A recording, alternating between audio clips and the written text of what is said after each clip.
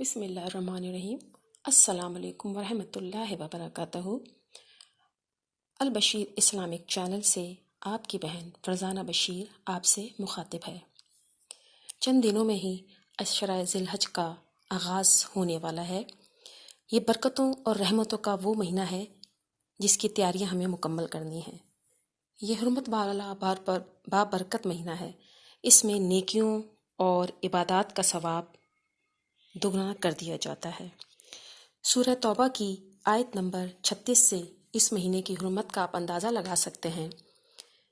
اللہ تعالیٰ فرماتے ہیں، مہینوں کی گنتی اللہ کے نزدیک کتاب اللہ میں 12 کی ہے۔ ان 10 دنوں میں جب سے آسمان و زمین کو اس نے پیدا کیا، ان میں سے 4 حرمت و ادب کے ہیں۔ یہی درست دین ہے۔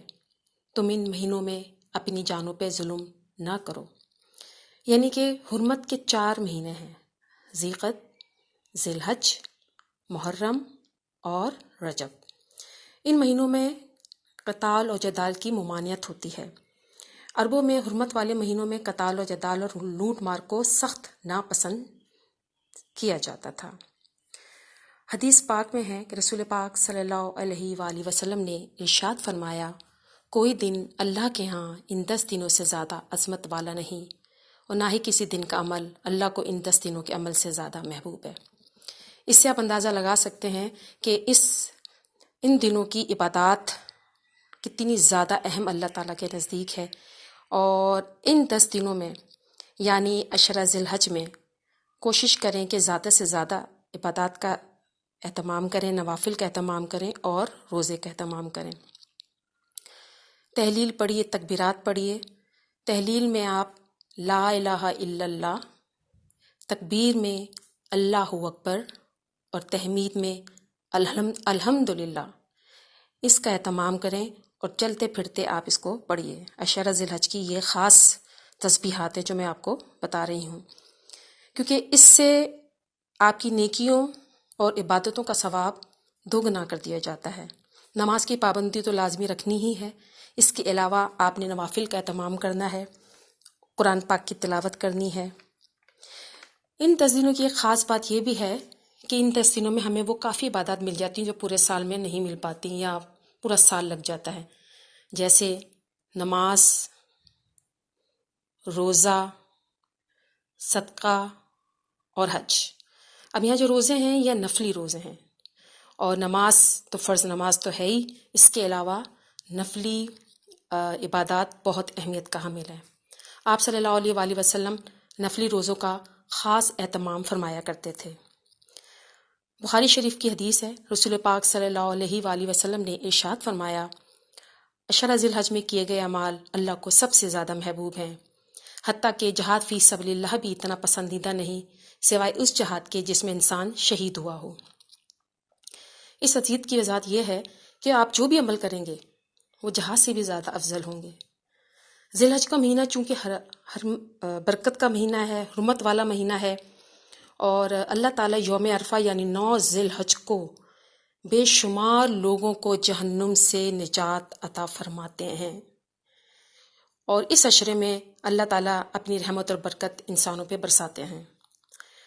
ان 10 دنوں میں اللہ کی حمد و ثنا بیان کریں، اس کی توحید بیان کریں، اور کچھ تکبیرات میں آپ کو بتا رہی ہوں، آپ ان کو یاد کر لیں۔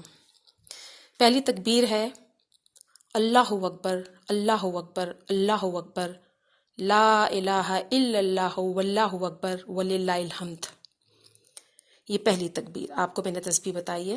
ایک دوسری تسبیح ہے، وہ میں بھی آپ کو بتا رہی ہوں، اللہ اکبر، اللہ اکبر، اللہ اکبر کبیرہ۔ یہ دوسری تسبیح ہے۔ آپ چاہیں تو ان دو میں سے جو بھی آپ تسبیح کو آسان سمجھتے ہیں یاد کر لیں اور اس کو پڑھیں۔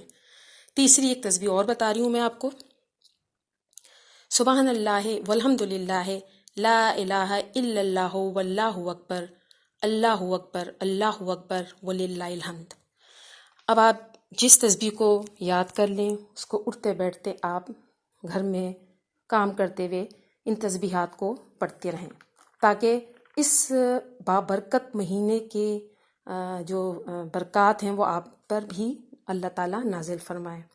صحابہ کرام کا عمل یہ رہا کہ عشرہ ذی الحج میں جب بھی بازار جاتے تو اونچی آواز میں تکبیرات بولتے، تو لوگ بھی ساتھ ساتھ بولتے چلے جاتے۔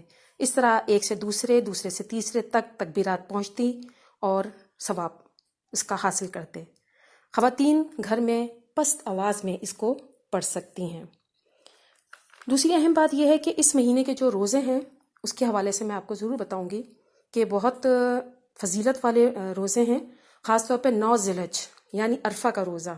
صحیح مسلم میں رسول پاک صلی اللہ علیہ وآلہ وسلم نے ارشاد فرمایا، مجھے اللہ سے امید ہے کہ اس دن یعنی 9 ذی الحج کا روزہ میرے پچھلے اور اگلے سال کے گناہوں کا کفارہ بنے گا۔ اس سے آپ اندازہ لگائیے کہ یہ کتنا اہم روزہ ہے۔ ایک اور حدیث میں ہے کہ رسول پاک صلی اللہ علیہ وآلہ وسلم عاشورہ کا روزہ، 1 سے 9 ذی الحج کے روزے، ایام بیت یعنی کہ 13، 14، 15 ہر مہینے کو جو رکھے جاتے ہیں، 3 روزے، فجر کی سنتیں، یہ آپ صلی اللہ علیہ وآلہ وسلم نے کبھی نہیں چھوڑی، ہمیشہ اس کا اہتمام فرمایا کرتے تھے اور اس کو رکھا کرتے تھے۔ تو آپ یہ کوشش کریں کہ ان مہینوں کے اندر، خاص طور پہ ان 10 دنوں کے اندر اپنی عبادات کو بڑھا دیں، اپنے نوافل کو بڑھا دیں، نیکیوں کے کام کو بڑھا دیں، صدقہ زیادہ سے زیادہ دینے کی کوشش کریں، گناہ کبیرہ سے بچیں، حرام کھانے سے بچیں، غلط کاموں سے بچیں۔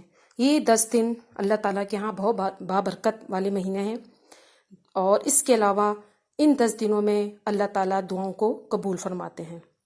تو جب آپ اللہ کی حمد و ثنا کریں گی، عبادات کریں گی، تو کیسے ممکن ہے کہ اللہ تعالیٰ آپ کی دعائیں نہ سنیں؟ توبہ کا اہتمام خاص کریں، سچے دل سے خالص توبہ اس کی حضور میں کریں، یقیناً وہ دعاؤں کو سننے والا ہے۔ آخر میں اس دعا کے ساتھ آپ سے اجازت چاہتی ہوں۔ اے ہمارے رب، ہم سے جو بھول ہو گئی ہو یا کوئی خطا ہو گئی ہو تو ہماری پکڑ نہ کرنا۔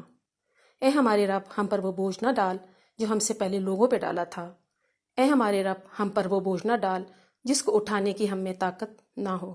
ہم سے درگزر فرما اور ہمیں بخش دیں اور ہم پر رحم فرما۔ آمین ثم آمین۔